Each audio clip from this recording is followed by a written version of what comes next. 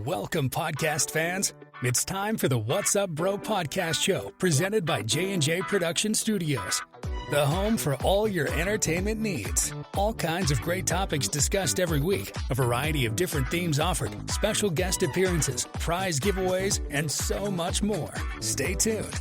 And now, here are your hosts, Sam Crow and Big Hoss.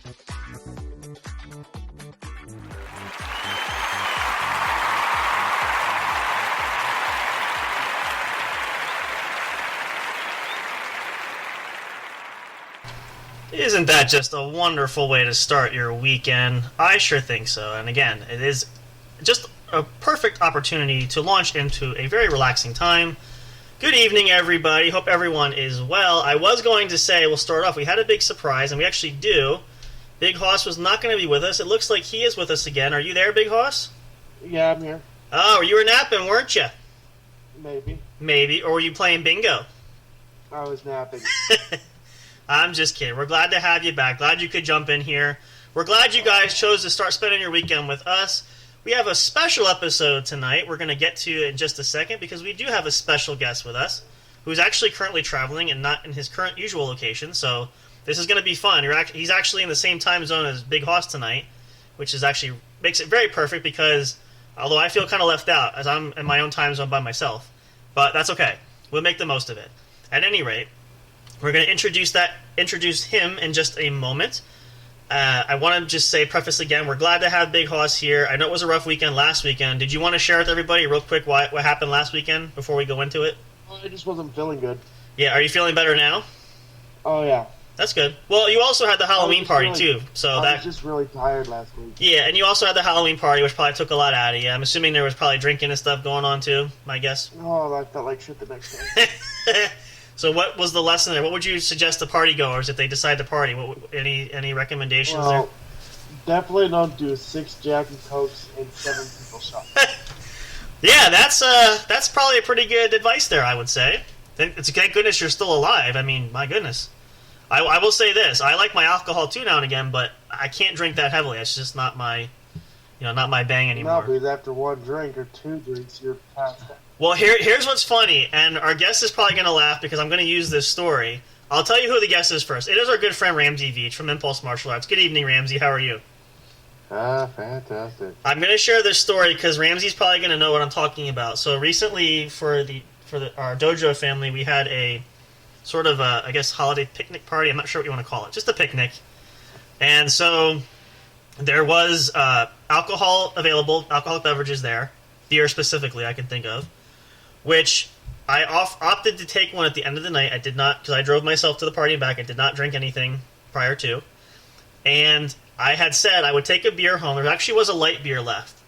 Now, I will share this. Actually, the amazing thing was it took me to probably the whole bottle.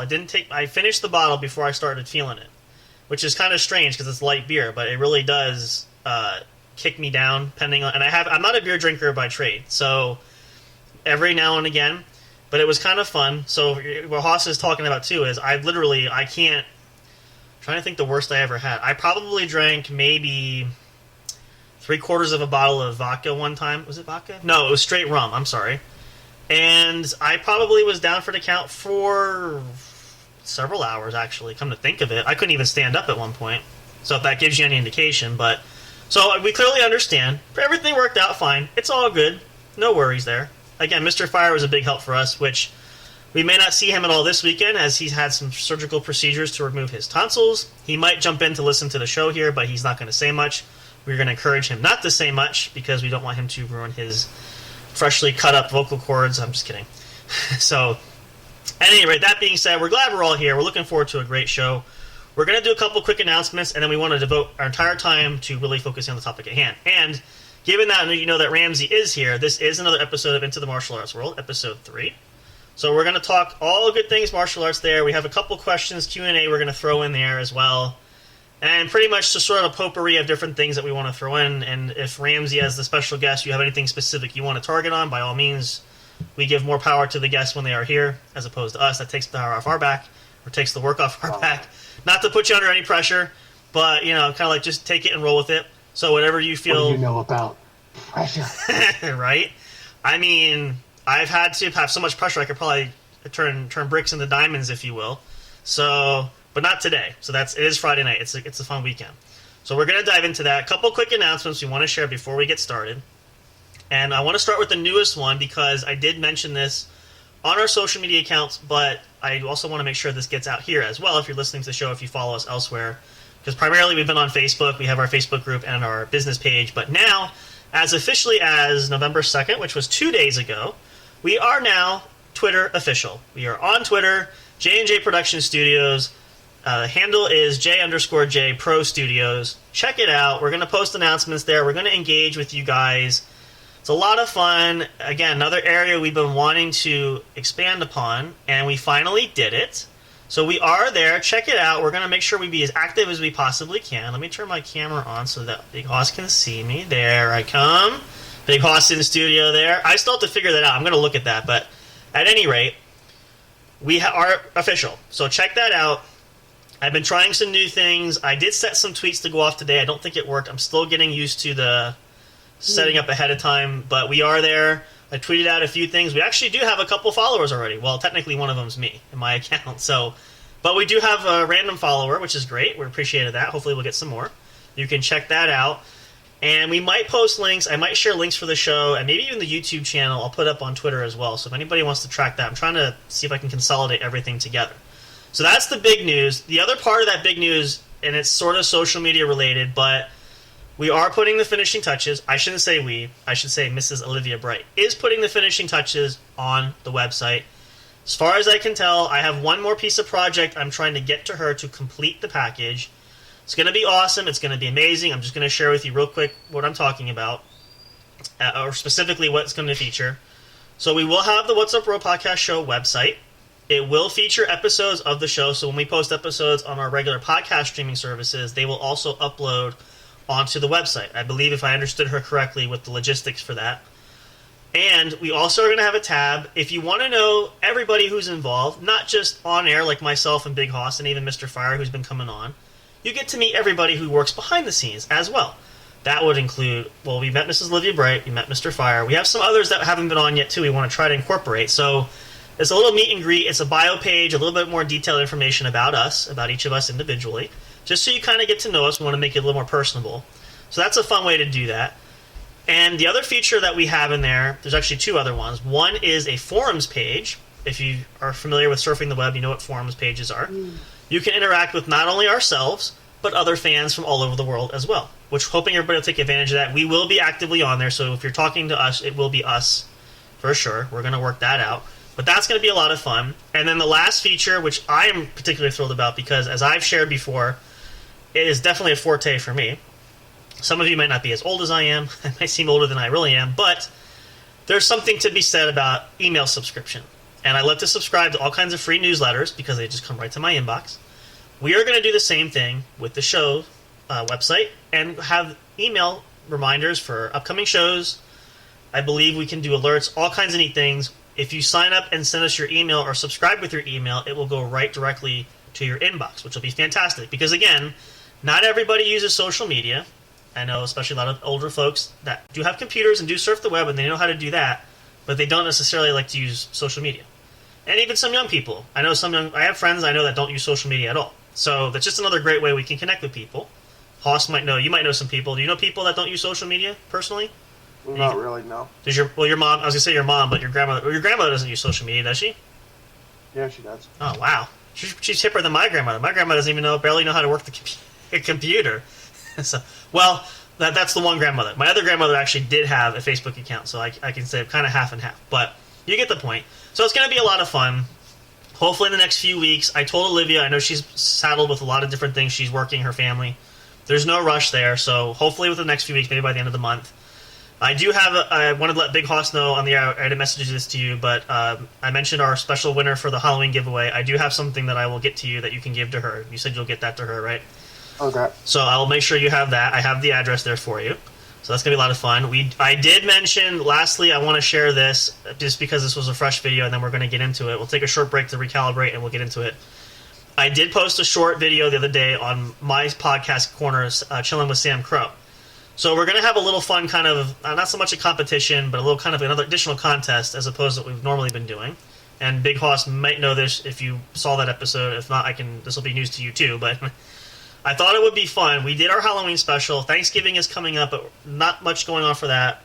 Our big month is probably going to be December because it's holiday season, so we can probably do a lot more things there. So for this month, for now, we'll probably do something in the new year too once we come into 2023.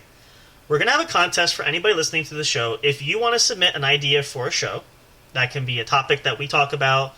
That can be, you can write us a script if you want to go that in-depth with it. You don't have to do that. But if you want to do that, to include that, you can. And what we'll do is if we have submissions, you can send them to us at our email address, either the What's Up Bros Show at yahoo.com or our newer one, J&J Production Studios at Yahoo. Again, it's Friday and my brain is fried, so forgive me. It's posted everywhere too. But you can send email submissions. Again, can't think here. You can message us on Facebook. You can, if you tweet us, you can direct message us. We'll do it that way. But if you have some ideas that you want to hear, we will feature them. Make sure you let us know who you are. Give us your name or your social media handle, whatever you want us to do. We'll want to make sure we credit you so that we give you fair due, that you help with that particular show if you are the one that we pick.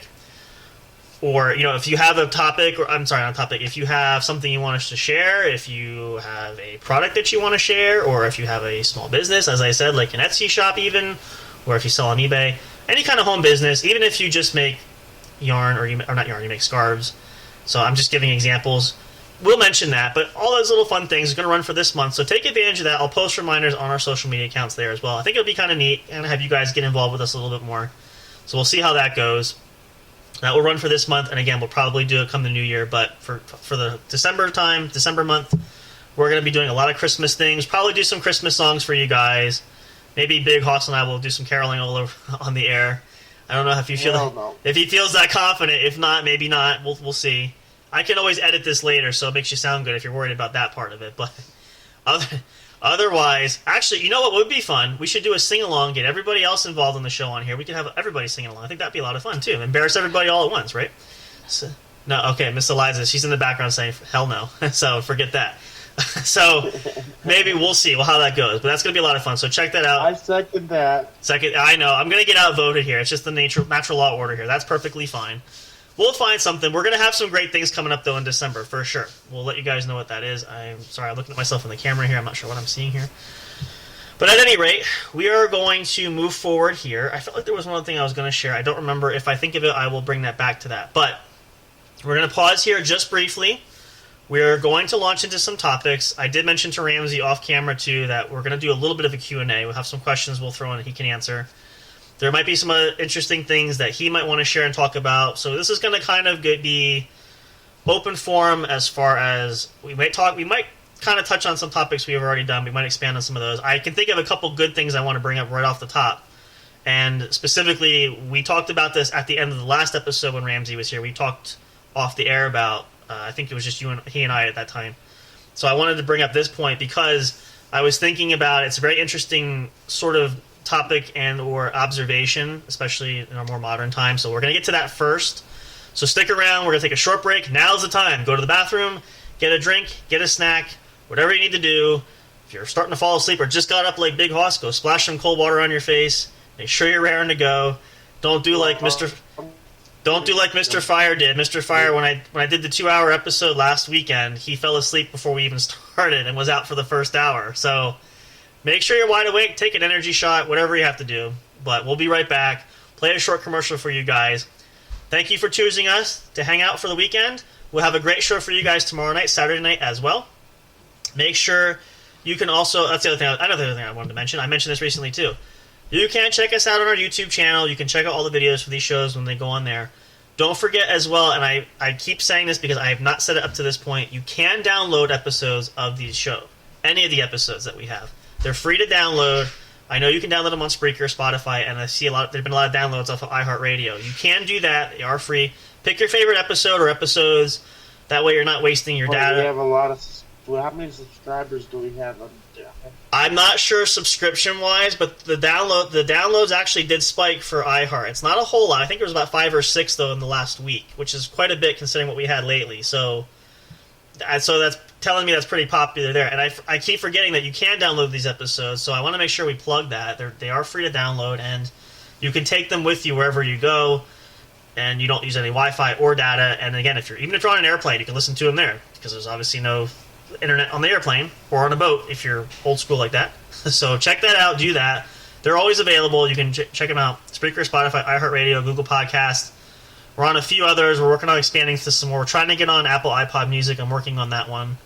So yeah, check that out. It's going to be awesome. Stick around. Stay tuned. Come right back with us. We'll play a little song here, a little commercial for you guys. Then we're going to get right into tonight's great, exciting episode. Thank you so much for being with us. Looking forward to what's coming up next. Don't go away. Stay tuned.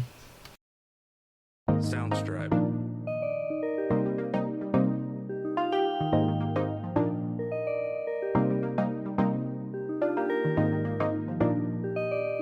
Soundstripe.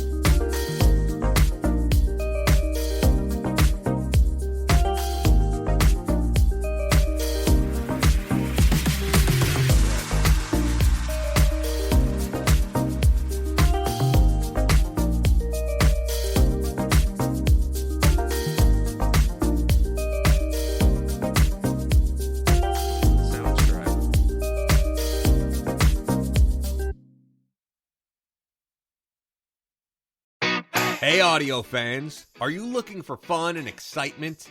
Have you been searching for that special show? You know, the one complete package you want in a podcast? Then check out the What's Up Bro podcast show and experience what true entertainment is all about. Stay tuned and don't miss the action. Available on your favorite streaming services, including YouTube. Thank you for all your support. And as always, we'll see you at the show. Soundstripe.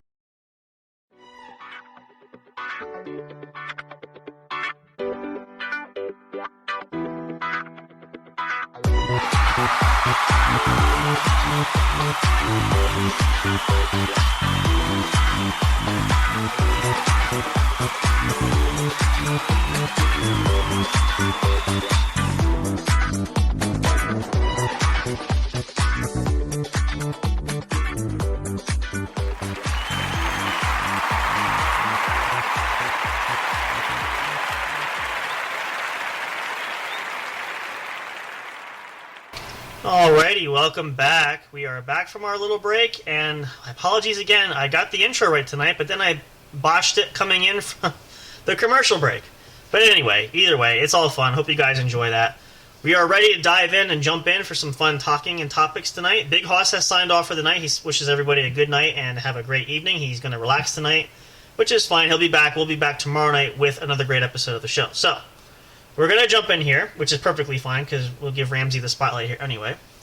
So, I want to talk about, and I mentioned, we talked about this before, and this is kind of a, I guess, maybe not so much a growing, I'm not sure if you call it a growing trend, but we're talking especially different cultural views for that too, but when you look at training, and I'm going to pose this sort of a question to Ramsey, and you can feel free to share your thoughts here too, but when you look at, we talk about the difficulties with schedules, whether it's, family, personal things, work, etc.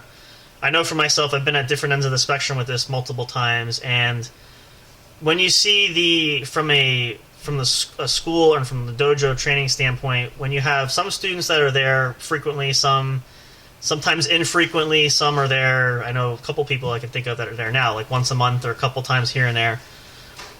What do you think maybe is contributing factor? I mean, again, we kind of said that. Is it just those reasons? Are there other factors behind it? And actually, I want to ask this more so because I often wonder this. Is it more so the fact, do you think that people just, once they get a taste of it, they just realize this is not for me and they just kind of duck out? Like, what percentage-wise would you feel is sort of going all the way around there, if you noticed any at all, which I'm sure you probably have, but in your assessment, what do you feel like might be some of those large factors why people seem to either inconsistently come or not come, or they are there or all the time, those type of things? I get asked this, and I talk about it frequently with many different people. Mm-hmm. What I'm going to say is pretty generalized, okay. And it's also seen as standard across the board as far as what other martial arts owners and high level, high experienced people also witness. Okay. And that's people are lazy. Fair point. Straight to the point. Fair point. People are just effing lazy. They don't. I can't talk. I can't speak for everybody, obviously, but I am, without taking a poll. Right. Not that people would be honest, anyways. Sure. True. I'm pretty convinced. That's true too. I'm pretty convinced. People like the idea right. of martial arts way more than the effort and the work it takes to goes into it. And here we go. Let's put this into perspective that everybody else can get on board with. Sure. Statistically, there's numbers out there, I'm sure. The problem is not everybody, reports what the numbers are. Right. But let's go with gym memberships. Right. Good one. Okay. Every year, people do their stupid ass New Year's resolutions as if it's going to do anything. It's almost like clockwork every year. Yeah. Yeah. Well, I mean, yeah. So everybody joins up for the gym, and then a month or two into it, if they even last that long, what do? Well, they stop going. And why? Well, because it's too much goddamn work. That's why. They like the idea of feeling better. They like the idea of looking better. They like the idea of getting better health. Right. For some reason, people are too lazy to take care of themselves. No follow through. Yeah. I'm personally not somebody who treats their body like a temple. I drink occasional alcohol. Right. I'm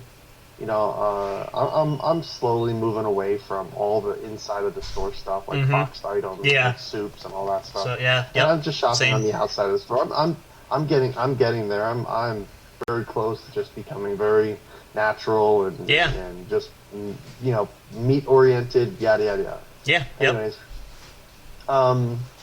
so people, they stop doing their diets, they stop doing their their working out. They stop doing their training. They stop learning a language.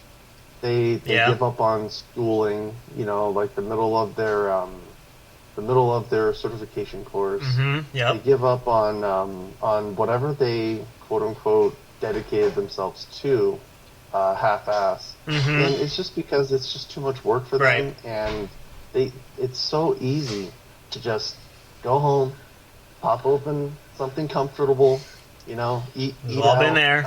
Yep. You know, go to McDonald's.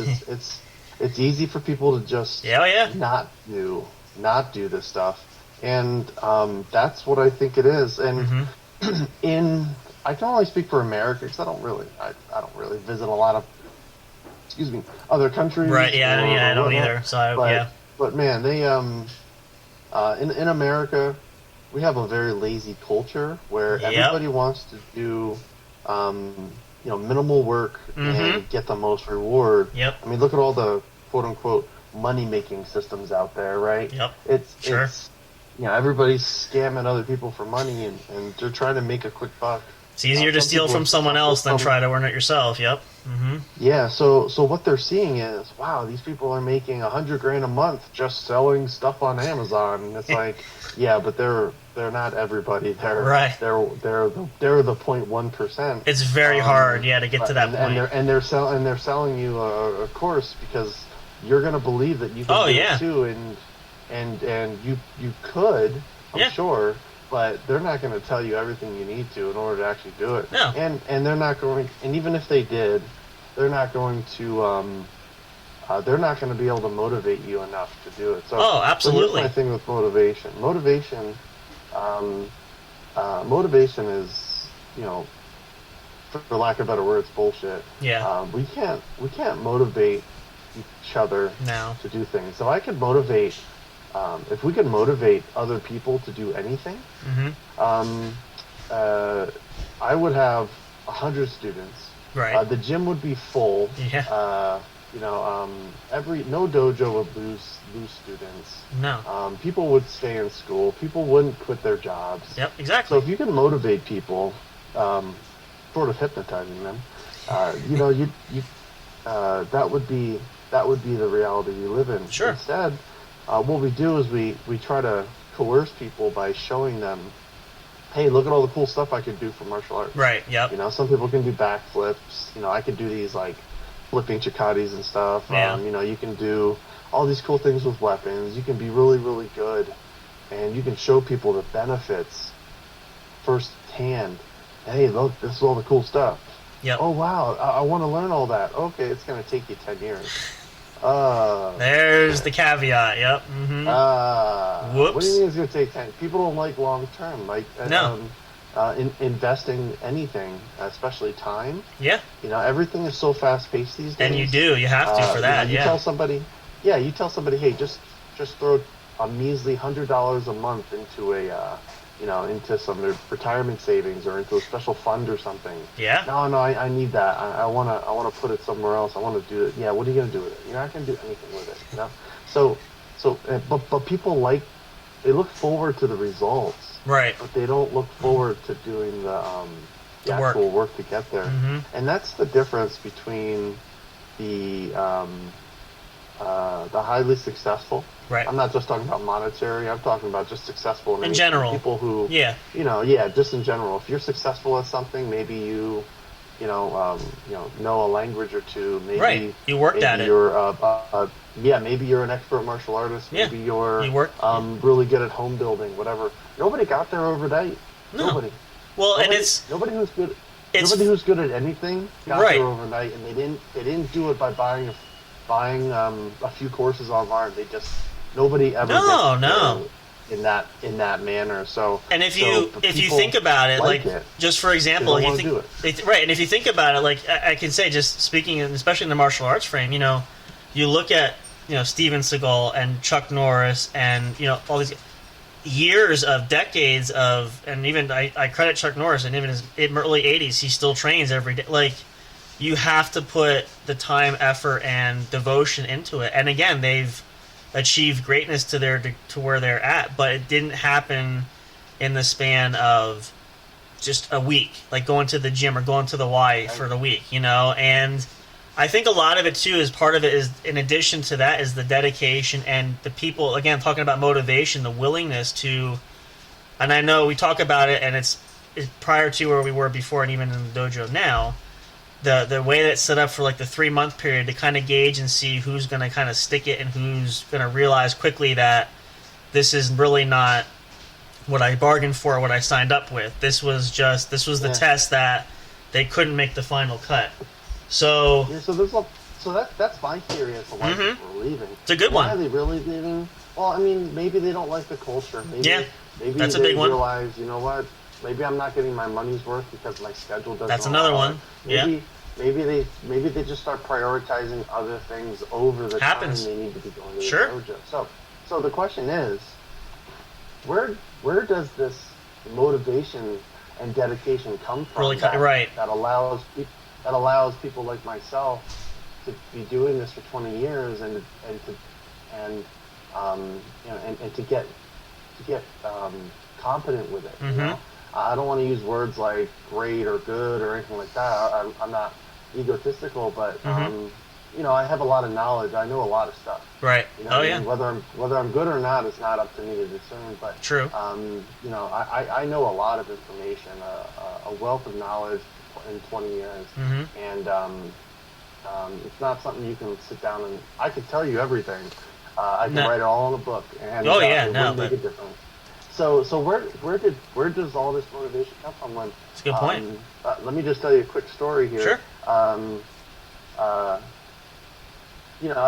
was putting on a few pounds, and every day I go into my day job, I'm like, I weigh myself because there's a scale there. Sure. I only work there, every other weekend. Right. And I get on the medical scale, and I'm like, okay, and one day, I got on it, and I'm 6'3", right? Sure. So good size. 6'3", and I stepped on that scale, and I was 241 pounds. Wow. Now, at 6'3", you don't really see 241 pounds. Okay, I'm pretty spread out, but unless you're playing like in the NFL or playing, you're a lineman there, that's different. Right, but you're not built for that. And the thing is, I'm not all muscle. You know what I mean? Right. I was, and this was a couple of years ago, and I was just like that was my tipping point. I had told myself, half-ass, like before that, if I ever get to 240, I'm gonna turn this around. Right. And I was just like, I don't know if it was serious or not, but I kept eating whatever crap I was eating, whatever. Again, just keep going. Yeah. And then one day, maybe it was a culmination of things. Maybe I was just feeling a certain way. Could be. Maybe I wasn't. Maybe something happened in my personal life or business life. Either way, that epiphany came to you, though. There. Yep. But I stepped on that scale. It's at 240. I said, oh shit. And then what happened?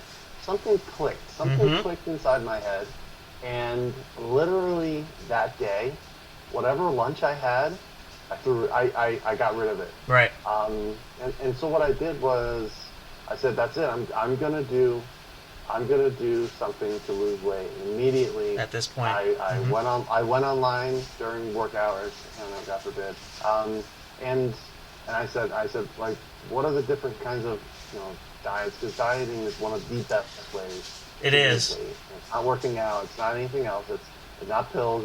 It's literally just how much and what kind of quality ingredients are you putting inside. And also making sure, because there's different ways, finding the best way to do it, though, too. That's right. Yeah, dieting is super easy, and it's not rocket science. But sure. People with all these diets and all that stuff. There's so much out there. Yeah. People make them really, really complicated, and it's horrible. It's terrible. But aside from that, so the point is, something clicked inside my head, and then immediately I sprang into action. Okay? Yep. Because what I think happened was, my subconscious recognized, if I keep going this route, it's obviously unhealthy. Right. I have medical field background, so I understand what's healthy and what's not for the most part. Yep. And I said, okay, well that's so my subconscious is probably saying, well, you know what, I'm getting unhealthy, and it doesn't feel good. I didn't feel good. So a bunch of things were all happening at once. I put it all together. I sprang into action. I ended up going on a keto diet. I lost like 10 pounds in like 2 weeks. Wow. You know, just going just keto. Doing that. And wow. And it was a great thing. And then I lost a total of like 17 pounds. Not just like crappy pounds. Like I'm talking like 17 solid permanent pounds in 6 weeks. Wow, that's great. I did it all the way up past Thanksgiving. Okay. And then I got off of it. I gained a little bit of it back, but it's nothing substantial. And I just wanted to not be up there. You know what I mean? I wasn't intending to lose, a whole lot. 40 pounds, 45 pounds. You know what I mean? It didn't motivate me to go to the gym or anything like that. All it did was said, Ramsey, you need to control what you eat. Right. That's the big problem. Yeah. And I wasn't performing good in martial arts and all that good stuff. So, that does have an effect. I changed that, and it did wonders for me. So little things like that. When I was also younger, I got into a car accident. Okay. Right? And I used to never wear my seatbelt. Right. Yeah. Okay? After this car accident, most people would be like, oh, I bet you wear your seatbelt now, right? Guess what happened? Nope, still didn't wear my seatbelt. And you want to know why? Sure. Because I didn't get hurt in that accident. Okay? I didn't get hurt at all in that accident. Airbag, and I rammed somebody's car going 40 miles an hour. Yeah, that's pretty good. I was like 19, I think I was 18, 19 at the time, and I still didn't wear my seatbelt. Wow. I didn't start wearing my seatbelt regularly pretty much until I met my wife. Okay.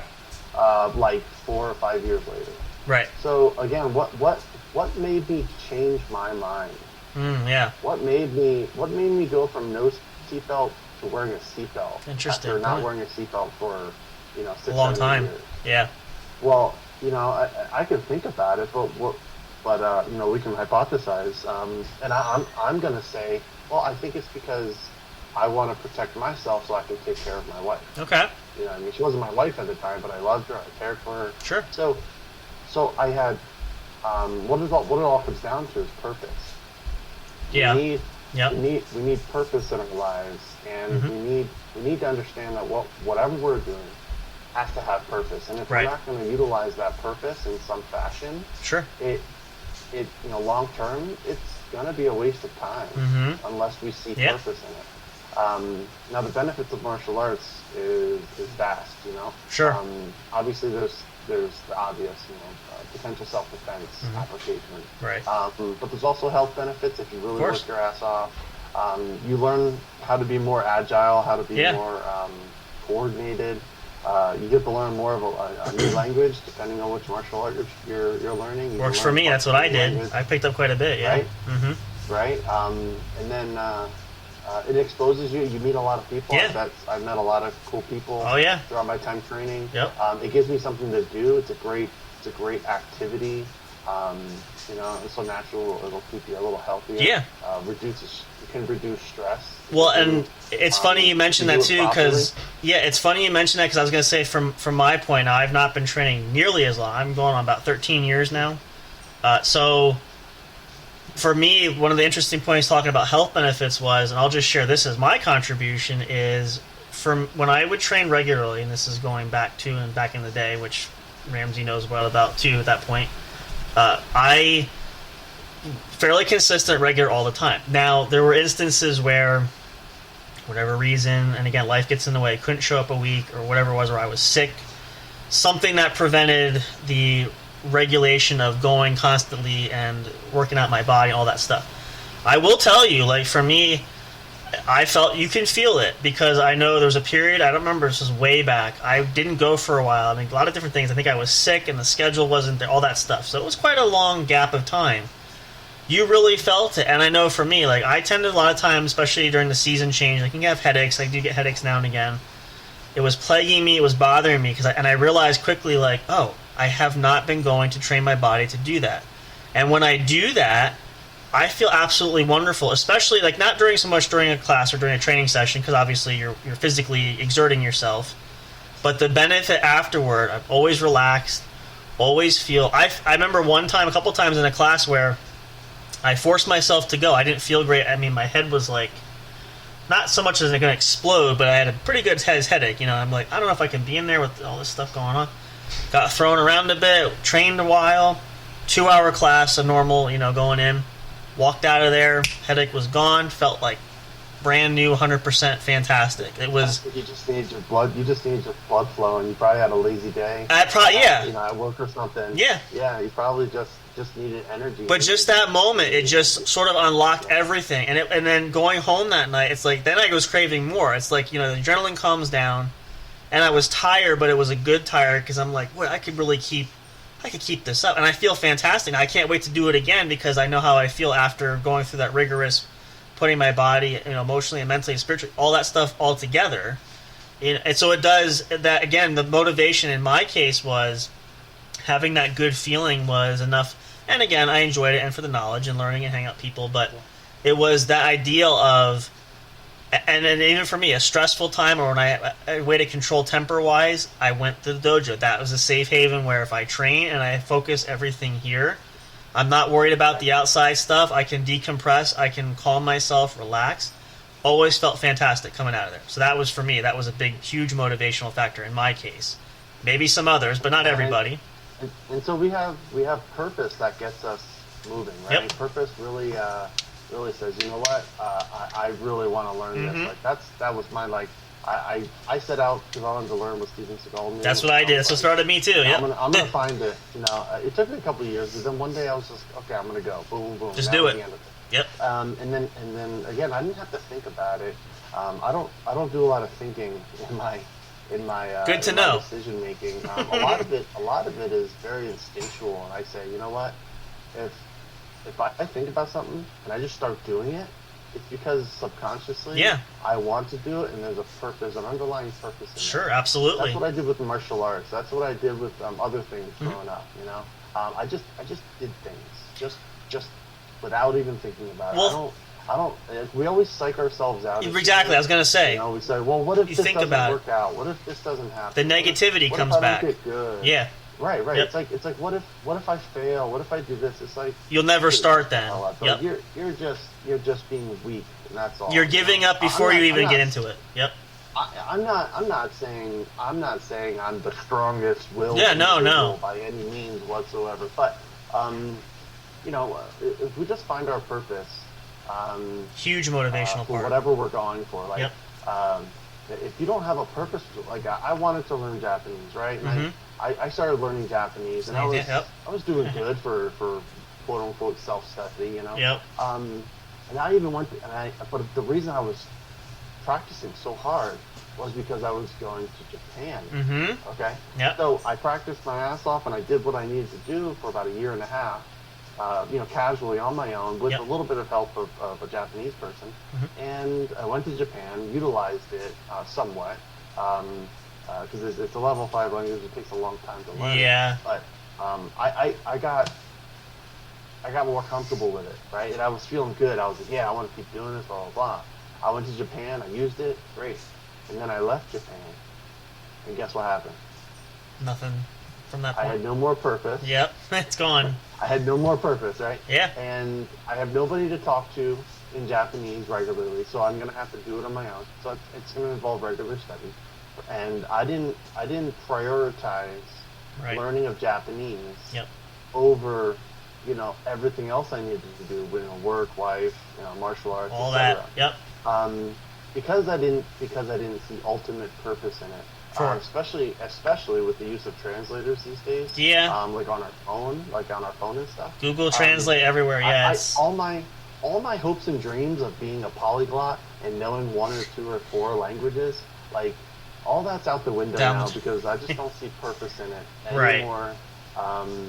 Because of my current, because of my current situation. Sure. However, I am super envious of people who do know more than even just one language. Because they have such a huge advantage. And, totally. Yeah. And I envy them because they put in the work and they benefit from it now. However, people like my father-in-law who's Spanish, even he forgets forgets Spanish sometimes because he never uses it. Right, And not he spoke fluently. it growing up. Yep. You know what I mean? So Yep. so people even growing up knowing their own language, and they'll. So theoretically, I could move to Japan, speak Japanese for the next 30 years, and then slowly start forgetting how to speak English. Yeah. And it's like, it happens. well, yeah, but if you're not going to speak English a lot, then yeah, you're probably going to forget it. Yeah.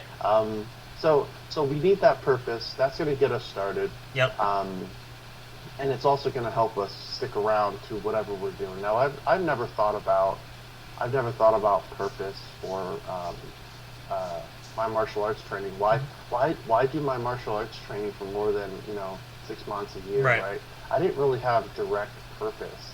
My purpose was fulfilling my desire to learn martial arts. That's was my only purpose. Pretty much similar to mine. Desire. Yep. Yeah, I had no goals of being a black belt. I had no goals. It was just to learn and immerse and enjoy the experience. Yeah, and I just showed up and I did my thing. Yep. So what was driving me? Well, I was having fun. I enjoyed the people I was going to. I big enjoyed part the of it. school. I was addicted to the training types. Yeah. So the atmosphere itself also got me into it. And kind of kept me around. Same for me. Yep. If there were different people there. Yep. With different attitudes or different outlooks, maybe I wouldn't be doing it anymore. Exactly.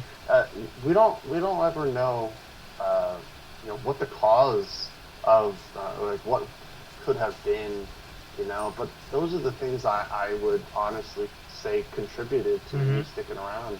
I've had some good and bad times, but lastly, results.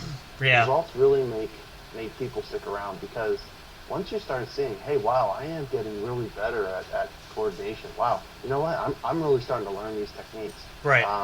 Wow, I'm really starting to get these chords down on the guitar. I'm really starting to learn this language really well because I just spoke it without even trying. Like, once you, feeling good, feeling better, and looking better as a result of going to the gym and dieting, it's going to make you want to continue dieting. Sure. Right? You don't see these these chronic gym goers who are super buff and athletic or whatever.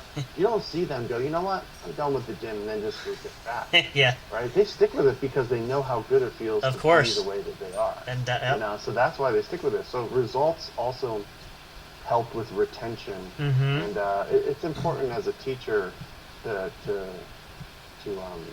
reinforce that. Definitely. People are getting better. Even beginners, 2, 3, 4 months, you're not good. You're not good at all. You don't know anything. You've learned it. You've done really well thus far. You've progressed, but you still are bottom of the barrel. You still suck overall. Okay? Just to be honest. Just to be honest, right? Yeah. But that's not a bad thing. No. Because you're gonna get better, and that's what matters. And you are getting better. You're not. It's all part of the test of your endurance to keep going with it to really overcome that. Yeah. Yeah. So you need to create not create, but you need to develop the discipline and the focus needed to do this stuff. And to some people it comes natural, that motivation. Yeah. That everybo's different. That discipline. Yeah. And for some people they have to work a little bit harder more, at it. Like I have a couple other students, and they're like, oh, I don't want to test. I'm like, you need to test. You don't realize that you're ready to test. Or whatever, And then they're like, oh, I guess I better study up. That's why we test, And some of them study on their own. So it's a very interesting topic when people don't follow through with things. But, again, I attribute it mainly to the culture of laziness in America. That's And, I think that's a huge part. I hope I'm 39 right now. I don't know if I would even stick with it if I was just getting into martial arts now. Right. Being my age, with everything that I have going on, with my schedule. Yep. Right. Just replace my martial arts teaching and all my martial arts training. Right. Replace that with something else, whether it be another business or a mistress on the side, or maybe I have an extra job. Yeah. Or maybe I don't know what it is, but could be anything, right? Yeah. Whatever it is, maybe I have guitar lessons. Maybe I'm a musician now. Who knows, right? that time would be prioritized, and I would Yeah. have to now, find that internal motivation to learn martial arts. Maybe somebody gets attacked one day and they go, you know what? Never again. I'm never gonna be that. I'm never gonna be that weak again. I'm gonna go and I'm gonna learn martial arts. I'm gonna learn MMA, kickboxing, Brazilian Jiu-Jitsu, Kung Fu. I don't care. I'm gonna learn something because nobody's ever gonna beat me up like that again. Yep. And then they just go and they boom, boom, boom, boom, and they get better and better. And next thing you know, they're not somebody you want to mess with a year later. That's kind of the idea. Yeah, it's really interesting it's too. A really great topic. Yeah, no, and I was gonna say it's interesting too because thinking and hearing that, like I think about myself because again, motivation and things and results were different. Now, the other big key thing for me was obviously, and most people haven't seen me, don't know, I'm smaller than the most average male because usually the average male is about 6 foot. Well, I'm definitely not 6 foot. I'm like 5'6 3/4", barely, not even 5'7". So. That's what heels on. That's what heels on, right? So that's a good day. But that big motivation was for me, and a lot of the arts I looked at was, I wanted to have a way to defend myself. Now, Aikido was a long story. The way I found I really interested in it with seeing it done and seeing just how well it really worked. But that was a big motivational factor. A lot of the other things was again committing time to do it. And in my case, when I first started, I had to travel a distance to go to and fro to classes every week, which it wasn't just a walk down walk to the mailbox type of thing. I had to go back and forth, and you had to carve out time, yeah. Especially now, I always told, and this is going back to our older teacher. I said this too. I said up front, because of the distance, I will always be out here. But when the weather turns bad and things, if it's really life risking, I'm not going to. Obviously push it just because there's no point in if it's a safety issue, I won't do that. But any other time I will be there because that's just, it's feasible to do. So I think that's a big part of it. And we're talking about different people. Now, over the course of my time training too, I talked to a lot of different people. I met a lot of great friends, different personalities, things like that. The interesting thing was the question was always asked, what got you into training? Why do you do it? Those sort of things, which just kind of helped bridge the gap of the conversation. And then it was sort of when it was reciprocal when I'd ask that back, and even kind of dig a little deeper once we got to know each other a little bit more, what the reasons were. And then usually over time, people would share a little bit more. Like I remember a couple students I hadn't seen in a while saying, "Oh, hey, I haven't seen you. Everything okay? You used to come regularly. Now you're not coming as much." And that's usually, my kid's soccer schedule changed, or my significant other is working and I have to be home, there's kids, or I have to work, schedule changed. Maybe and I could tell some people it was just the lack of the interest, or this same, like we said earlier, just not really into it anymore. It's not quite what I bought into when I first bought into it. And, we talked about this on earlier episodes, like talking about results. Everybody wants that mixed session, that McDonald's approach, right? They want the reward without the work. And there are a lot of people out there promising, I've seen a lot of advertisements, fake advertisements on Facebook and everywhere. You can get your black belt in a month if you sit home and read your books, or if you watch all these course videos and do all this stuff. And most people buy into that because that's what they want. They want it tomorrow. Now, the question again, too, goes back to, we talked about authenticity in the past, too, with this. I'll tell people black belt in a month. Yeah, there you go. But now, if they want to buy it, you know what? Maybe that's the next thing I'm going to do. I'm going to do a reverse grading system. There you go. You give me $10,000 up front. I'll give you your black belt. Sure. And then you have to earn your way to a white belt. Yeah. That way, if you quit early, you'll still have your black belt. You still have the black belt. You still have a black belt. But the sad thing is, people buy into that. I think that's another culture shock of, you want to say something? I know you want to say something. Go ahead. You're smiling there. What are you going to say? Go ahead. Does this sound familiar for you? Because you've said you've done some. By practice. Teaching myself how to fight Krav Maga, Jiu-Jitsu, karate. And how did you teach yourself? Lots of books. Okay. Should we ask what Ramsey's thought of? Go ahead, we finish that, and I'll let him respond to that, what he thinks about your training method there for that. Well, I went out and bought a bunch of old school karate books and all this, and I read them, and I studied them, and I moves, and I did. Right. I took a karate class, but I couldn't afford it. Sure. That's another big problem. Yeah. It just became too much of the. Well, but you can still learn. You can. I mean, still learn. There's pros and cons to that, though. There's limits with that too, as opposed to hands-on. Yeah. But see, that's actually just another good point, and I think this is a good result. Back to our question of why people give up. A lot of times, the money factor. People will say, I can't afford that. Now, again, this is not a bashing segment per se, but in our case of our older school, and I know yours was probably different than mine, but I know what I paid at the time when I was going way back when. And I had said, there's a certain point where, because number one, not only paying the tuition to go to class and paying for equipment, uniforms, all that stuff, then it was the gas and everything to get out there, back and forth. It gets to be a lot, especially if you're on a budget, tight budget, a lot of places, and there's some that can be and maybe some not as much. The affordability factor, I think, is what scares a lot of people, too. And, there's always great promotional things up front, and I'm not bad-mouthing or bashing anybody, any particular school or system, anything like that. It's just the way of the culture, especially in American culture here. But I think that's a big killer where people will say, kind of like Hoss has a good point, I can't afford it. It's just too much. I want to invest the training time, but I can't financially commit to it. So what led me to having to study books was I couldn't afford the classes. Right. Yeah, let's touch on that real quick. Sure. Now in the world of sales, price usually isn't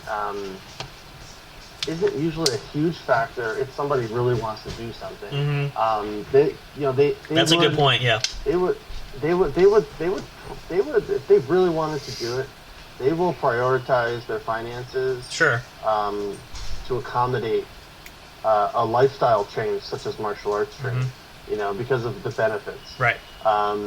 Assuming, of course, with it as long as it fell within their budget. Certain means, right? Yeah. I mean, we're not talking hundreds of dollars a month, but sometimes it is. Depending, yeah. I hear horror stories where kids' parents are like, we went to the school across the street, and it's like, man, $220 or $300. Tiger Schulman's was like $400 a month. Oh yeah. All the classes, blah blah. I'm like, wow, okay. And so that can definitely dig into your pocketbook. But if people really, really like you, they're going to pay that much. Yeah. And they're not going to have as much problem. They're going to be like, you know what, it's a loss, but he's having a great time, and the teacher's really good. So sometimes it's, people will pay more. Can't be worth, yeah. And for what they think is quality. Sure, yeah. But for some people, I was never, I worked at a warehouse making $13 an hour when I first started. Mm-hmm. I just prioritized my money to make sure I paid the $75 a month. That's what I did. It was Yeah. only $75 a month plus a little bit more for extra classes. But I was more into mom than me. True. Right, yeah, and but I never thought of it. But some people, they maybe their budget's even tighter. Yeah. And that definitely could be a factor. Could be a factor. Yeah. Now sure. moving on to the books, learning martial arts and self-defense from the books and from online is definitely possible. The only issue with learning this way is that you have no idea if you're practicing it wrong. That's the only issue. Yep. That is true. You could theoretically, just pick up the book, read it, follow it, and Mm-hmm. especially with video and all the YouTube and stuff. Yeah, big time. You can get really good. Sure. At a decent pace Mm-hmm. without ever stepping foot in a dojo. The problem is, by the time you do step foot in a dojo of that martial arts style, and the teacher evaluates you, mm-hmm. they're going to be like, wow, you learned a lot considering, but they're going to say this, you still don't know shit, right. Because there's so much that comes from there's a lot. being corrected. Yeah. And by now, and then you might have these bad habits and all that stuff. Now, mm-hmm. I don't totally agree when people say you can't learn martial arts out of a book. I totally disagree with that. Yeah, I do. And when they say you can't learn martial arts by just watching YouTube videos, I totally disagree with that. The reason is you can, just not in its entirety. Sure. And you're not going to be able to be highly competent by those means. Right. Now, if you're already experienced in martial arts of some sort, and let's say 5-10 years, whatever, and bit you have more a of an nice edge there. Foundation. Yeah. You have an edge now. So what I can do personally is I could read a book. Well, I hate reading, but I can see images. I can watch videos on YouTube. Yeah, I can watch videos on YouTube. I can watch little snippets on social media, and I can understand what they're doing and why they're doing it, and I can understand the terminology they're using and all that. So I can pick this stuff up a lot easier than somebody who's never even seen it before. They're just going to see all these movements, right? And I'm going to be picking it apart, going, wow, there it is, but just because I'm super familiar with it. So again, it's like learning a language. If you're going to learn a language out of a book or all by yourself, by the time you actually deploy it and start using it, the fluent speaker is going to look at you like, what the hell did you just say? And I've witnessed that before. My wife and I were at a Comic-Con a couple months ago, and the voice actress was on a panel, and she was Japanese. She did the Japanese voice for dub for a couple people on a couple, bunch of shows, and she spoke Japanese mainly, so she had a translator there. Right. And some of the specifically this one kid came up and said this whole phrase / question in Japanese. And to me, who doesn't know a lot of Japanese, I'm like, oh, that's okay. He knows pretty Japanese, good, right? Yeah. and her and the translator, and some of the people who were fluent in Japanese, like in front of us, they're all looking like, huh? What? and the speaker and the panelist, she even said, what? What? And it's because they obviously learned that on their own, right? And no way to it's not that they were check incorrect. it. They obviously just either they missed a part, they mispronounced it, or they say it a little bit differently, they mispronounced it, yep, or they used wrong conjunctions. Yeah, that happens. Adjectives are wrong. But they didn't have anybody to reinforce that what they were doing was correct. To fact check them in a way. I'm guilty of this also. Yep. Exactly. I'm guilty of this also, saying, "Oh, look, I know this whole phrase," and then next thing you know, it's like, "Oh, that whole phrase was wrong."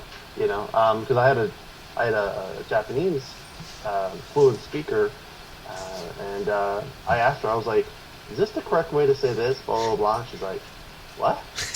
She had no idea. So no. I'm literally reading this off of my phone from like websites and from other things, and she's like, "No, that's not how you say it." Okay. You know what I mean? So it's very easy to become wrong and not realize it until it's too late. Yep. And then you're so immersed into all this wrong language because you've been focusing on it and doing it. So yeah. Yep. Yeah, and of course there's dialects and Well, and I think, and I've seen that too. Like a lot of times now, again, this is just from the perspective of playing with the translate. But I've noticed a lot of times, especially with Japanese, because I've been studying it, learning it too, and doing different things.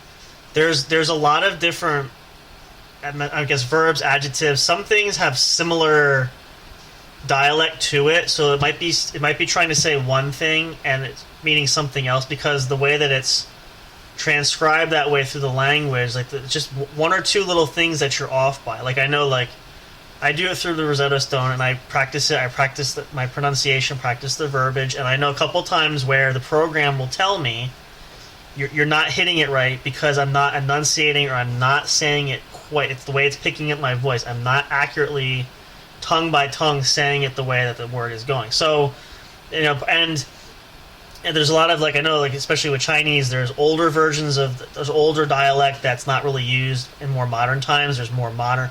So it's very easy. You could kind of misconstrue what's said and what you're getting at. But, again, when you're not have anybody, like you're saying, nobody's fact-checking you. You have nothing solid to work against it. You're basing off what you feel is correct because it seems that way. That's based on your own particular intellect and knowledge. So what you're soaking in and absorbing seems correct there, and the same thing. bad habits, bad mistakes, because now you have it ingrained to where you've been practicing it and used to it.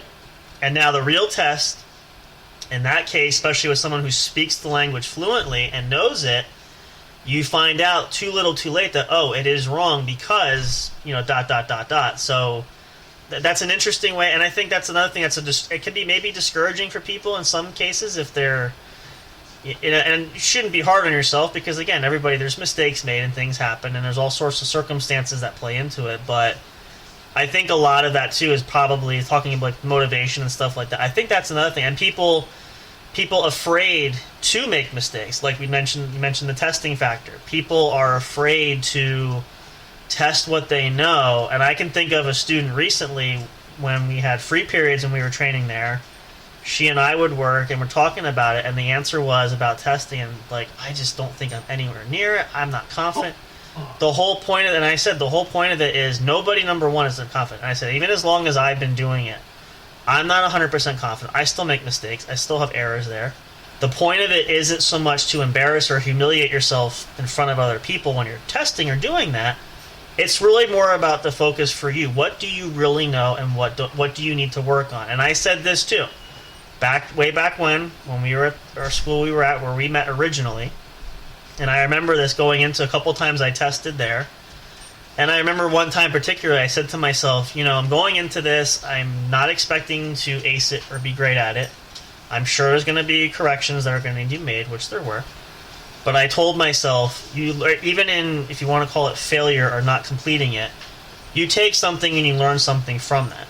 And I remember a couple times, like, the teacher would say, okay, you need to correct a couple things before you're not competent, but you're fulfilling the requirement to move to that rank level. And so I didn't see it as a delay. I just saw it more of, I'd rather not perfect, but I'd rather refine that a little bit and make sure that I'm set in that.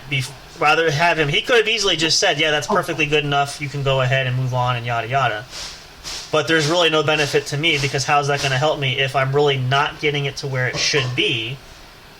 In a general sense, of course, and based on that knowledge, how is that going to be beneficial? I said I forgo the reward of the next rank. I'd rather know that the knowledge itself is being fact-checked, that it's tested, that if I'm, and I know we talked about this in class, and I will say several times, like I'll ask, like, I know it's something here, but I know I'm going to mix the words up.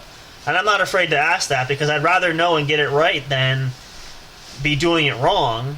And so a lot of times, like, I'll shoot Ramsey a message saying, hey, I'm writing things. I usually write things down. I always jot notes down in free time when I'm sitting there, when I'm thinking about it.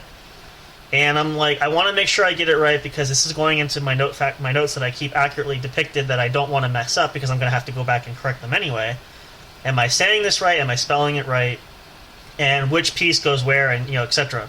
Because that way, then I know that I'm compiling the data, and I still might get things wrong on the occasion, but at least I'm a little bit more aware of what direction I'm going, and if I am wrong, and if I'm, again, pronunciation is key, because there's even going through key terms and different things.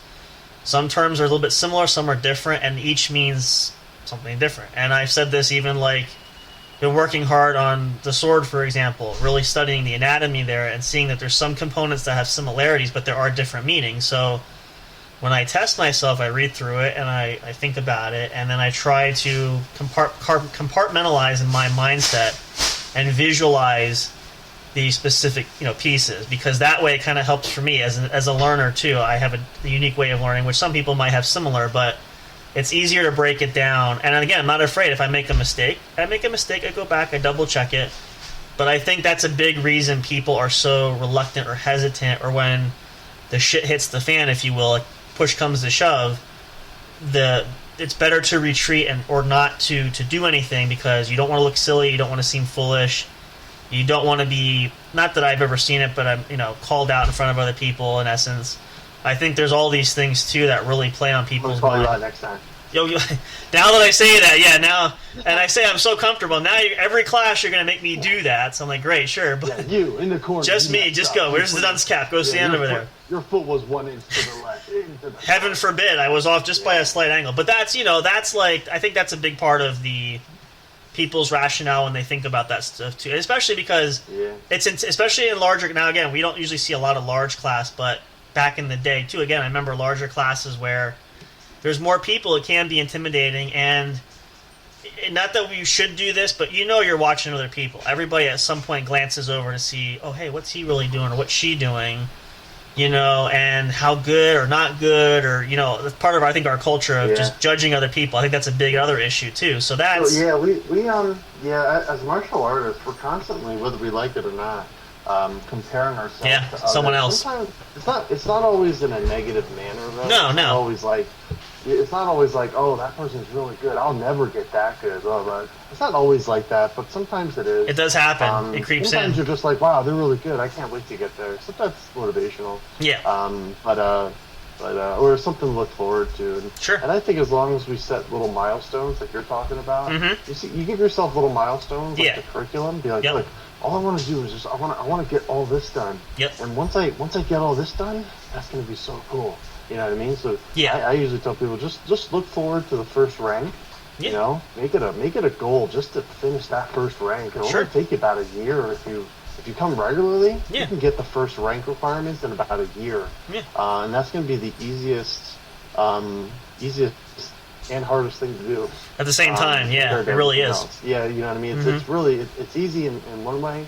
It's also hard because your first test, it's not exactly grueling, but it's not it's not easy either. You have to it's not going to be easy, but it's not going to be hard either. It's just going to be I'm usually looking, hey, does this person at least know that they came up from nothing, right? And now are they up to something now? You at least know something, right? Are they don't have to be awesome. They just have to be semi-competent in the curriculum. Really, that's it. You have so much time to work on this stuff. Yeah. Right? If you got so good at the first curriculum and you nailed it and you were just killing it, then you don't even deserve to be at the first rank. You deserve to be another rank up.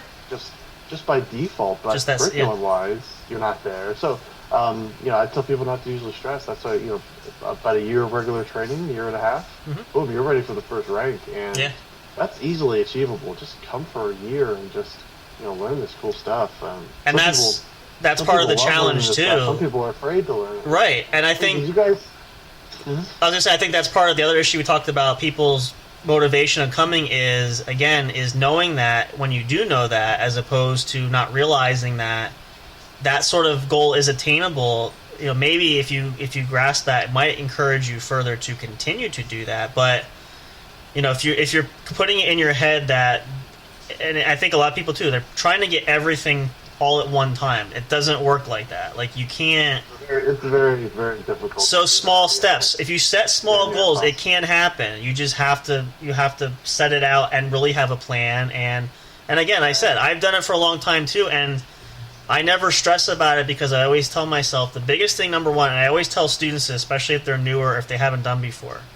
If you've been there for a little while, did you learn something? That's the biggest key. Did you learn anything? Anything at all? Even something that seems very minute or semi-unimportant, whatever you want to look at it. The smallest thing. The smallest detail is important. If you learn that, and then the question that I say is, if you learn that, it's like planting a tree or planting a seed. How do you grow with that? Can you expand upon that a little bit more? Now that you have that little nugget of information there, and I know for me, like whenever I do that, and again, I'm different than a lot of people, but I always find whenever I achieve those little nuggets of that, it kind of gives me a craving like, okay, I tasted that. Now I want to go a little bit more because I want to know how much bigger this can get or where the information is beginning to go. That sort of, that kind of like it kind of leads you that the breadcrumbs or that trail to kind of not spoon feed you, but it's going to give you a direction as opposed to sitting back here going, like we used this I think in the first episode or second episode. It's like the Mount Everest scenario. People stand at the bottom of the mountain saying, I want to be at the top of Everest. Well, standing at the bottom and looking at the top is great, but that's if you can, and you can wish it and you can will it, but you're not just going to just jump right to the top. You have to climb points, and you're going to backslide, you're going to fall down. There's going to be highs and lows when you move up that way. And I think, especially, I heard this before, like with Aikido specifically, I've heard people over the course of years saying, this is so difficult, I feel like I'm going backwards and not forwards. I should be going forward. I've been doing this long enough, or I've been putting enough time into it. And usually if they're talking to me, or if I'm working with somebody who says that, my answer typically is, well, again, think of it this way. It's just like anything else. Number one, you want to be good at it, proficient at it, you have to put work into it. And just like anything, you're going to have ups and downs. You're going to have to take for every step forward, you're going to have 3 steps backwards. It's just part of that natural curve of developing and learning. But again, then my question always is that people all the times will start doubting themselves, kick themselves. I usually interject and say, now, is this going to discourage you from continuing to go further? Because this is part of the test of, when you get frustrated by it, are you going to let the frustration wear you down to say, you know what, screw this, I'm just not having it, I'm done. That's really, for me, part of a big one. And I've seen both sides. Some people do cave in and just give up. Others, it's people really... people don't like stress. Exactly. Frustration. But it's all part of frustration of not winning and not succeeding right away. Doing something right away, Yep. succeeding right away is stressful, and people don't want to be stressed. Again, they're lazy. They don't want back to the whole thing. Goes right back to circular, right back to the beginning. It all goes back right to laziness. It's all tied people in. Are just weak. People are weak, and they don't. You have to be strong to be better. Mm-hmm. You have to be above average. Right. And if you just think you're average, you're always going to be average. Right. So you got to set that bar up there. Yep. Yeah, do what you like to do. Yep. Whatever it is, mm-hmm. and excel at it. You know what I mean? Excel at it. Be decent. Be good at it. You don't have to be the best. No. You can strive for it, but you don't have to be the best. Just be really good at it. Be you. Be the better version of you doing it. That's for you. For your homegrown. Yeah. Be more elite when it comes to that. Yeah. Everybody's different. Did you guys have questions that you wanted to shoot out? We have a couple here we can mention. I think a lot of these, they just kind of fall in, so we'll go over them quickly here, just because for time's sake too. But and I think actually a good question. Now I was thinking about this because we had questions before with. Now, unless Hoss, if you have a couple of questions you want to ask, by all means too. If you think of anything that might be important, you can ask too. You're more in cruise control. He's like, I'm just going to sit here and chime in so people know I'm here, but I'm not really I'm not driving tonight, so, Pretty much, which is fine. So, let's see. So, I'm trying to think, I want to ask a similar question from last time, but I guess the question is this, really, too. When you have, and again, we're asking this for Ramsey since we're talking with you specifically, and your perspective from that. When you have a moment, we'll stick on the trend with that frustration and certain people when they, but newer students or whatever the case is. If you ever have, or when you have someone say to you, they voice their concerns, whether that's lack of growing, maturing or learning, or whatever the reasons is, if they're displaying that sort of, for again, lack of a better term, negative vibe for that, what is something that you do, like to calm the students' fears or nerves, or when you want to encourage them, or at the very least try to connect with them in a way that you say, I understand where you're coming from, and that sort of. So, honestly, in my experience as an instructor, mm-hmm. I haven't really seen that too much. Instead, what I do is and it's really hard to read the room sometimes, but I try to just acknowledge, does the student look like they're having fun? Are they getting it? Are they showing up? Are they trying hard, etc.? Mm-hmm. Some people don't try hard, right? They show up. That's it. Yeah. So they don't progress. And okay. Some people. Some people don't show up, but they try hard when they're there and they progress. Yeah. And sometimes you just can't predict who's going to leave and who's going to want to stick around. That is true. But one thing for sure, and that is everybody is afraid of confrontation, and truth. They'll never be like, hey Ramsey, I'm just not feeling this. It's just for some reason it's not working out. Blah blah blah. So instead, what I have to do as a business owner / dojo owner mm-hmm. is, I have to just reinforce that people are doing good. Right. Assuming they are doing good, And then, just let them know, hey, you're progressing, you're getting better, because as long as you show up, you will get better by default, no matter what. That's the really honest of it, yeah, for sure. Yeah, and so I make sure to reinforce that to everybody. But that's not guaranteed to get them to stick around. No. And for whatever reasons. And I've tried to get reasons out of people. Hey, it's hard. I just want to see, what you're up to. And then, people just shoot back this very cliche bullshit. And I just like, I don't care. I really don't care.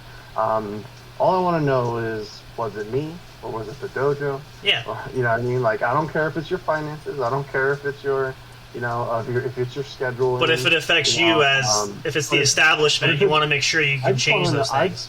I just want to know, is it me? Or am I a bad teacher? Or oh, you're horrible, but that's... No, I'm just kidding. Or did one of my students piss you off? Or, what? I want to know what the negative... I just want to see it on a review, you know what I mean? That's critical, so People don't tend to want to talk about that kind of stuff. No. So I have to try to preemptively attack it. But usually if I just ask, hey, how you going with training? It's like, oh, it's great. It's, very generic responses. So people like me, like I hate the whole sales thing. Yeah. Today I'm in Salt Lake City right now, and I walked by a corner in the middle of Salt Lake City, and this guy's like, hey, he's trying to call me over because he wants to talk to me about feeding hungry children, or okay. I forget. Yep. It's a popular thing. I just forget what the organization is. Sounds like a scam. And I was like, no. I was like, no. I'm it's okay. I don't want to engage. I was like, I have to go eat lunch. He's like, well, the kids have to eat too. I'm like, yeah, whatever. So I just kept walking, and then I hit another one, catty corner of him. And he was very nice, and just like, hey, my bearded brother, you got a second? I just want to talk to you. I'm like, no, I don't really have the time. I just want to get to where I'm going. He's like, oh, it only take 30 seconds. I'm like, no, sorry. Yeah. He's like, okay.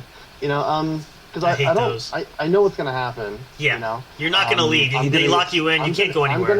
I'm gonna get stuck in a very awkward situation. Yeah. So although it's awkward for me to go, no, sorry, no.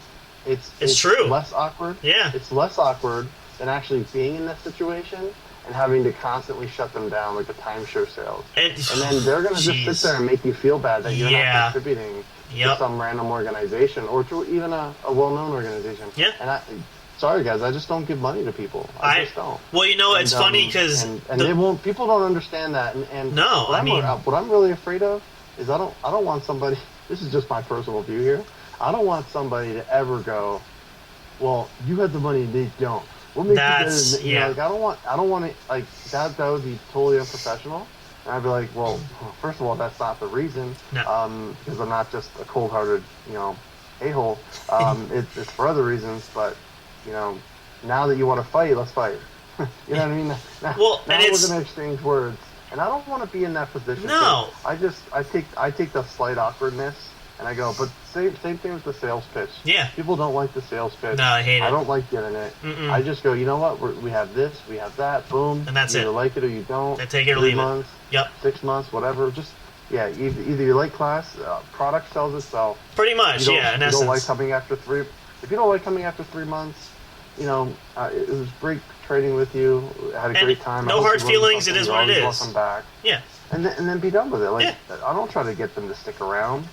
No, because that sucker them into some contract. Yeah, and then it's just one of those. It makes it even harder for them, and really they're not going to enjoy it anyway because you already know that they don't. So just making them do it is even more of a pressure cooker of they just and I know, like, for me, I hate. I've had people chase me down, like going through the mall, like the kiosks in the mall. They want you to buy stuff. I don't want to buy stuff, and being hounded is horrible. Fragrances at you. Well, actually, it's funny. There was one time I was at the Lehigh Valley Mall, and unfortunately, I got trapped. I ended up buying this stuff. I didn't want to do it, but I couldn't escape. So it was some kind of like facial wash and some kind of eucalyptus. I don't know what it was, but it's like the salesperson is just they're beating you to. And then the sad part was where the kiosk was located in the mall. I had to walk up and down, back and forth, so I knew My pathway is going to cross these same, and he's already seen me. So finally, the third time, well, I had to buy one time, and then I went back again. I knew the kiosk was there. Now, I'm not saying I'm proud of this, but I did do this. So I was walking in a crowd. There was a crowd of people, right? Approaching this kiosk, and it was the same sales guy that saw me before. So unfortunately, being shorter, I ducked down behind a guy, and I kind of like coasted by with a group of people blending in as we went by, because I'm like, this guy is just going to zero in. I am not buying any more eucalyptus facial wrap and all this stuff. They suckered me into it. I got trapped. I had no way to escape. So...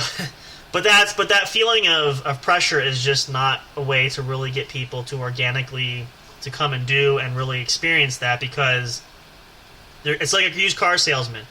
If you try to, or a car salesman in general, if you try too hard and you really push the envelope, and I get that's your job, but at some point it can be really a turnoff to people, especially depending on how pushy you really get, right? So you don't want that to happen. Going for that, and dojos do the same thing. They're looking for that. They're looking for that initial sale. Yeah. Of it's just numbers. 12-month contract. Yeah. But then they're guaranteed the money. Well, sort of. Mm-hmm. And so same thing with those pushy people at the mall.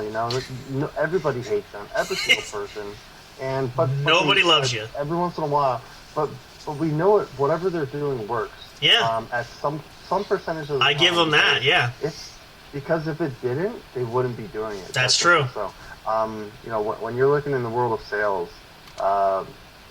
One thing any guru will tell you is, well, look at what the competition's doing. If they're doing it over and over again, and they're doing something right, that means it's working. Yeah. They're not just wasting money. They're not going to waste money somewhere. Yep. So if they're doing that, they must be making adequate sales. Maybe not a lot, but they to just keep need them one going. Sale Yeah. From there's thousands of people going to the mall every day. Every day. Yeah. And the people won't have repeat customers, but they're only looking for 4 or 5 sales a day, maybe, and that's sufficient for them, maybe. And think about it this way too. Now we have the holiday season coming up, so they know targeting people. Now again, I don't know I guess we're a little bit further from COVID now, but way back in the day, I remember even when I was younger, that was a prime time for kiosks and salesmen in the mall, because the abundance of shoppers, especially like now Black Friday is this month and all that stuff. There's a much larger traffic volume coming in, so you figure.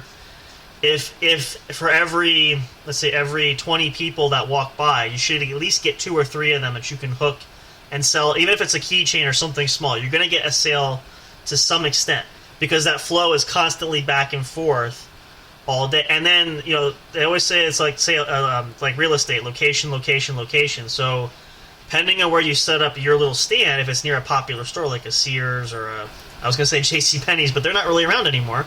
But stores like that have regular flowing traffic, you have a pretty good chance of seeing quite a bit of customers, because you know that they're going to frequently come to popular store, just like anything else. I think that's a key component there. So there's all kinds of strategy. They say there's marketing strategy for a reason, because you have to have that no matter what the business is. It just makes sense, and it's just how these businesses work in our culture and our society today. So, but I think that's, to a certain point you want to sell that, but at the same time you want to make people feel comfortable. And I'm sure for you, like when you have new students or potentials that come in, or people that sign up to try all free. I want is a comfortable student. Exactly. That's I want somebody who's happy to be there. They want to be, exactly. The obligation to be there because of with no added pressure, other than they want to be there and they want to learn. Yeah, you're not adding any more pressure, or making them feel any more stressed out. That's sort of that. Right. And that actually leads.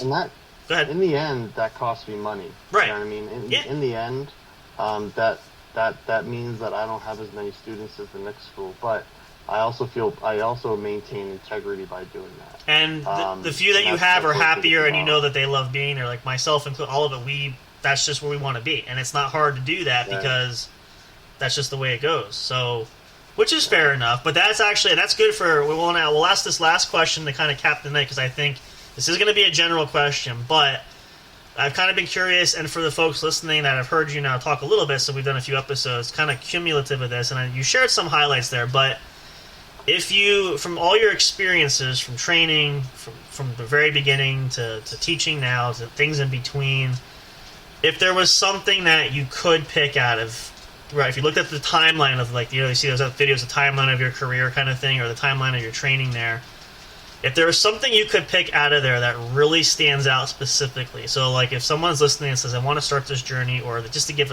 some insights, is there something in the 20 plus whatever amount of years you've done it that really still, even to this day, maybe stands out that you've either learned, that you've gravitated, that you've gleaned from, or just like that little, what's that little nugget of something that maybe you continue to carry with you, not a good luck charm, but something that was always a good reminder for your journey and what you've seen that you really hold on to? Is there something that you can pick? Is there something that stands out for you? And I'm sure there's a lot. Yeah. But if you had to pick one. There's several, but those are going to be all dependent on what the person expects or what their goals are, etc. Okay. Like little bits of advice. But one thing I would tell to just some random person who wants to get into martial arts is I tell them that martial arts are all the same when it comes to fundamentals and basics. Right. And what that means is what you learn in boxing can be applied in Aikido. Right. What you learn in Kung Fu can also be applied in Brazilian Jiu-Jitsu.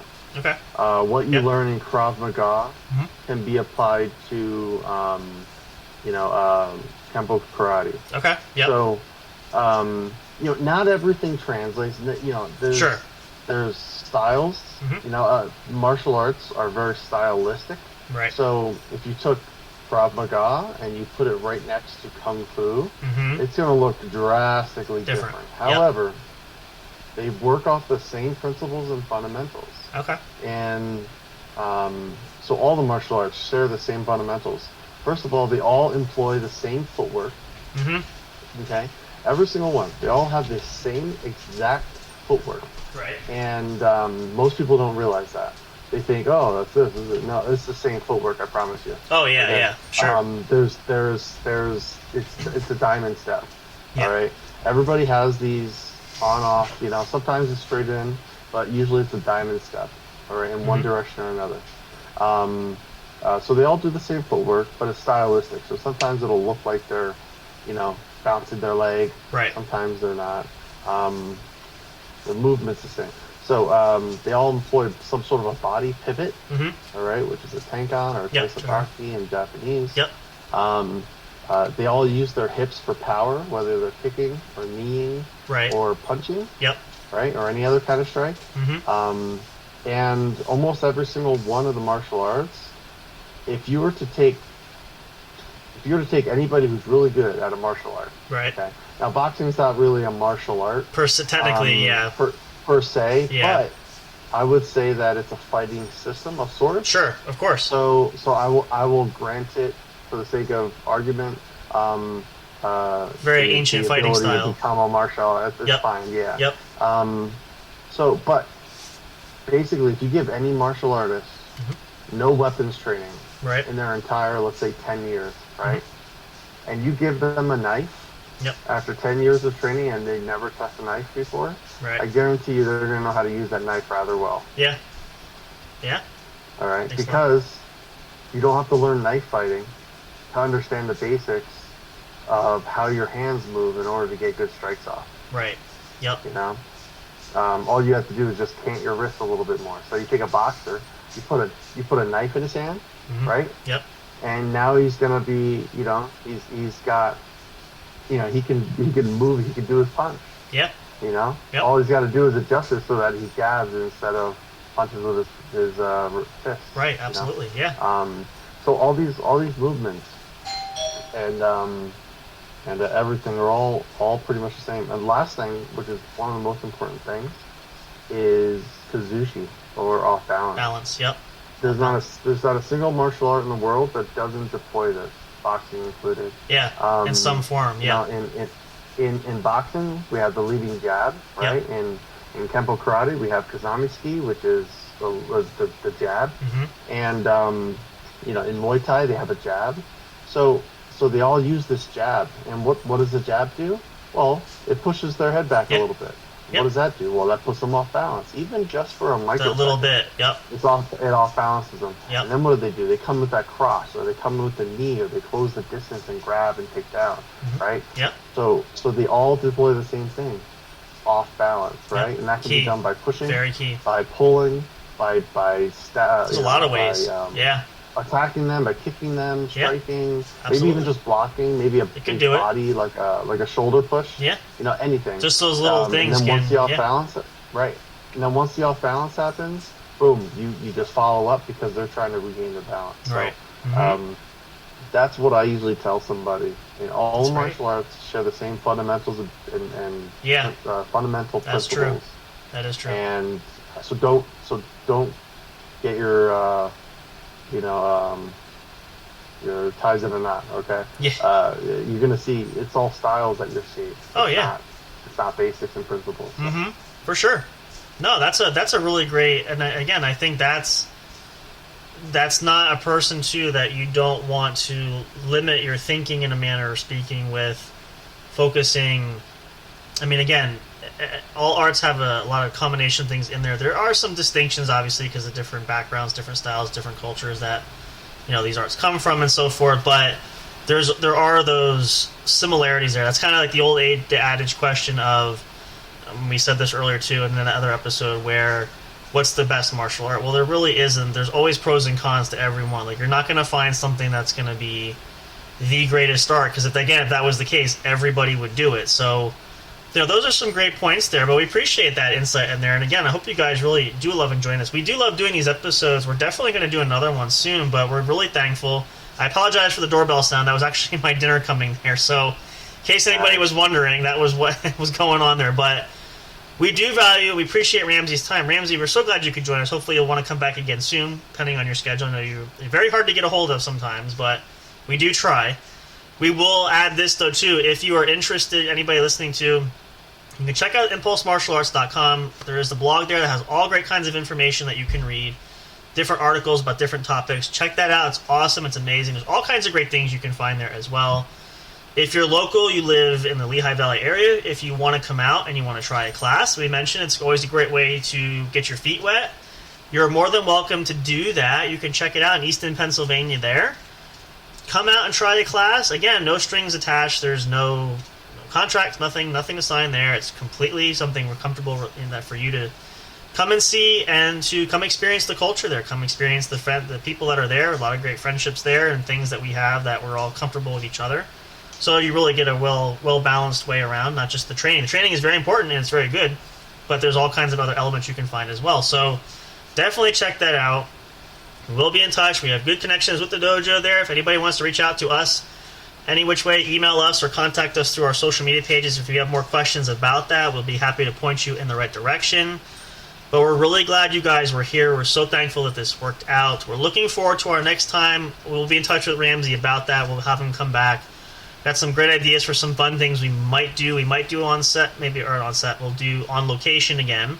Go out to the dojo. I would like to eventually have some other students come on at some point, maybe, if they want to share, depending on everybody's feelings about it. But we'll definitely go. I know Ramsey's got a chock full of a whole bunch of... You probably have a bunch of books laying somewhere that you read all this stuff from, right? So you have plenty of material. You could probably go on this for like a whole... Big reader. Pretty much, yeah. So we definitely have more topics. So we're going to bring Ramsey back. We're going to come back. But we hope you enjoyed your time here. But thank you so much for joining us tonight there and being with us. You're welcome. And sharing. I know, again, especially taking time out of your busy schedule, even though you're traveling too. We appreciate that. We hope you guys enjoy this episode. We are going to be live tomorrow night, 10 p.m. Eastern Time, myself and Big Hoss. As long as you're not sleeping, right, you will be there. So I will call you and make sure I wake you up in case you are napping, but we will be there. And so we might have a maybe special guest tomorrow night. I don't know. That's going to be more on your end. Do you think we'll have possibly, maybe, kind of, sort of? Talk to her. Okay. And again, no pressure. If so, if not, otherwise, that's great.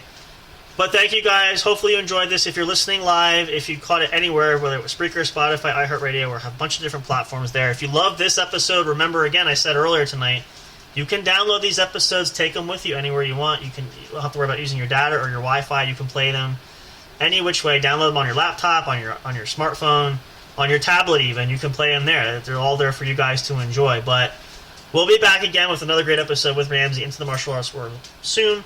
We'll work that out for you guys. Hopefully you'll tune in to us tomorrow night. Check this out. This episode will also go up on YouTube later on. If you weren't able to listen live, you can catch it there at any point. It's available. Remember, you can hit us up on Facebook. You can check us out on Twitter now. We are up there. And the website will be out soon, which we will direct you to once that becomes available, which should be in the next few weeks, we're hoping. Lots of great holiday specials going to be coming up. We'll do something nice for Thanksgiving. Definitely got a big plan for the holiday season for Christmas time, so you guys are going to stick around for that. Don't miss it. Remember, too, we have a bunch of great contests going on to work out. You can refer people to listen to the show, or just reach out to us in any which way. We can enter you for some fun giveaway opportunities there. And also the episode feature. If you want to submit an idea for an episode, let us know. We'll be glad to use that, and we want to help you guys to interact with us even further. So that's going to do it for us. For myself, Sam Crow, Big Hoss, say goodnight to the folks. Good night. Ramsey, you're welcome to sign off. Say goodnight to everybody if you'd like. All right, thank you. Good night, everybody. Everybody take care. Have a happy, healthy, and safe weekend. Remember, as we always say, too, please don't drink and drive. Be responsible there. Kind of like this big lug over here. When he has a big party, you weren't driving, so we know at least you were good. So we want to make sure everybody is safe, right? So we have to put that... I was not driving, my mom drove. Very good. Very good. See, you're practicing what you're preaching there. Very good. That's what we like to hear. I never drive and do it. Very good. Awesome. I can't drive anyway. Well, so you're not supposed to tell them that. That's beside the point. But you get it. You heard that. So don't take that little cop out there. You have to make sure you're responsible. We want everybody to be safe. So thank you guys so much. Have a great night. We'll see you all soon. See you tomorrow night. Enjoy the rest of your weekend. As always, we'll be here again. Check out all great detail, all great content. You can follow us anywhere you can find us. We love you guys. We appreciate you all so much. Until tomorrow night, see you all. Sleep well. Happy dreams. Don't go. Be sure to come back soon. We look forward to seeing you again. Have a good night. Stay long. Take care, and goodbye. Thank you for listening to the What's Up Bro show. Catch all the latest live action on your favorite podcast streaming services, including Spreaker, Spotify, iHeartRadio, and more. You can also check out episodes on the studio's official YouTube channel. Subscribe and become a member today. Don't forget to also turn on notifications so you'll know when new content is uploaded. Stay tuned and don't miss a single moment. We love and appreciate all your support. And as always, we will see you at the show.